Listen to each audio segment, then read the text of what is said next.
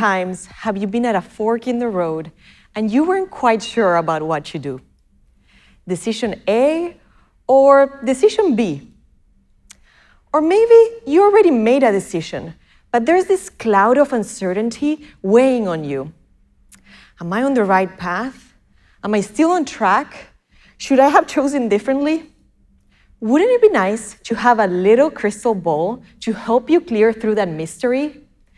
Something that says, "Psst, it's that way." Here at Duolingo, we don't leave decisions to uncertainty. My name is Natalia Casillejo, and let me reveal to you our crystal ball. Every day, millions of learners open slightly different versions of the Duolingo app. The Duolingo app that you can see on your phone right now is slightly different from the ones that your friends or family may be using. And these variations are no accident. They're controlled experiments, or A/B tests, that keep the app getting better and better over time.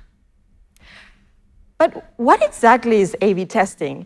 And why is it so important for our work here at Duolingo? If this was a real classroom, the teacher could simply look around and get a sense of how things were going, noticing who's engaged, who's maybe falling asleep a little bit, who's a little bit confused, or even who may be reading Pride and Prejudice behind her grammar textbook like I was caught doing one time. Because teachers in real life get immediate feedback about how their lesson is landing, whether students are lit up with curiosity or quietly slipping away. It shows. But on Duolingo, we don't get that same level of immediate feedback, and so we need to do things a little bit differently.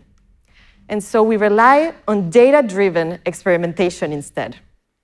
With A/B testing, we split learners into 2 large random groups, and each group gets a slightly different version of the Duolingo app. Then we observe how each group reacts to each change before deciding whether we should launch it to all learners. Take our radio lessons, for example. These are bite-sized listening lessons sprinkled on your path. In our A/B test, we split learners into 2 large groups, and one group got access to these lessons in their path, and the other group got just the regular Duolingo path, but without the radio lessons. We ran this experiment for a few weeks, and then we looked at some metrics. Whenever we run an A/B test, there's a few metrics that we look at, such as how many minutes are people spending on Duolingo learning? Or how many answers are they getting correct? And how likely are they to return to the app the next day to extend their streak? Even a tiny small increase in some of these metrics can translate to millions of minutes spent learning on the app each day. And in the case of radio, we saw that people who had access to it were way more likely to extend their streak and also improve their listening skills. And so we were confident in our decision to launch radio to all of our learners. But we don't always get it right.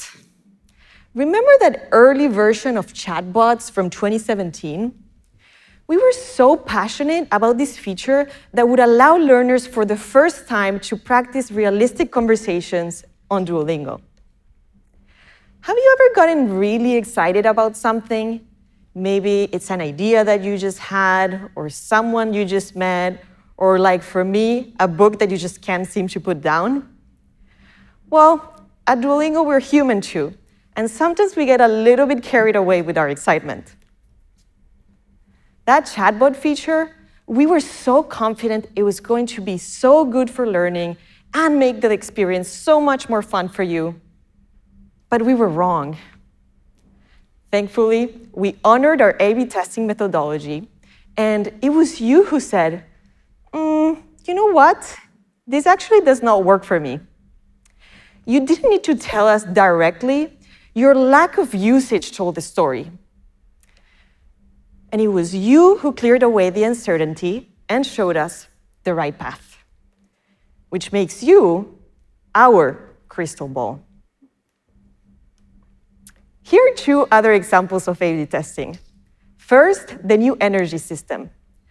Hearts evolved to today's energy system after dozens of experiments where we stopped punishing learners for their mistakes.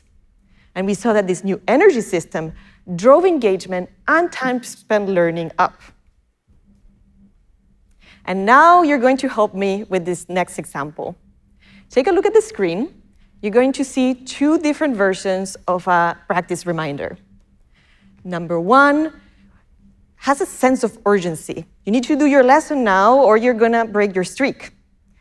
And number two, you're gonna see Lily being her usual sarcastic self, reminding you to do your lesson.